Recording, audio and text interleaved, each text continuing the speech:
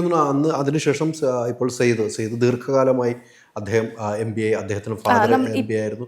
ഇപ്പോൾ വീണ്ടും MBA ആയി വന്നിരിക്കുന്നു. അബ്ദുള്ള സെയ്ദ് വന്നു, സെയ്ദിന്റെ മോൻ വന്നിരിക്കുന്നു. അതാണ് ഞാൻ സെയ്ദ് എന്ന് ഉദ്ദേശിച്ചത്.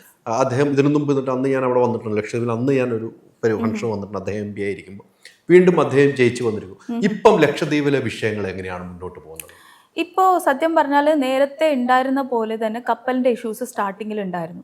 MP ആയി കയറിയ സമയത്ത് സ്റ്റാർട്ടിങ്ങിൽ കപ്പലിൻ്റെ നമ്മൾ പക്ഷെ അത്ര ഇഷ്യൂസ് ഉണ്ടായില്ല. അതിനു മുമ്പേ ആൾ ഇടപെട്ടു.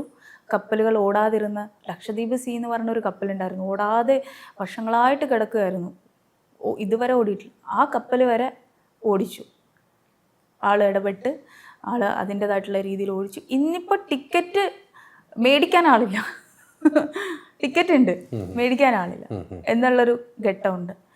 സോ ഇതൊക്കെയാണ് മാറ്റം എന്ന് പറയുന്നത്. ആളിപ്പോൾ ഈ ഒരു വർഷത്തിനിടയിലാണ് കേട്ടോ, ആളിപ്പോൾ ജയിച്ചിട്ട് ഒരു വർഷത്തിനിടയിൽ പണ്ടാര ലാൻഡിൻ്റെ വിഷയത്തിൽ കൃത്യമായിട്ട് ഇടപെട്ടു. ആൾ അതിനനുസരിച്ച് ജനങ്ങളുടെ ഒപ്പം നിന്നു. കോടതിക്ക് പോകേണ്ട കേസുകൾക്ക് കോടതിക്ക് പോകാനുള്ള സഹായങ്ങൾ ചെയ്തു. കോടതിക്ക് പോകേണ്ട കാര്യങ്ങൾ ആൾ സ്വന്തമായിട്ട് കോടതിക്ക് പോയിട്ടുണ്ട്.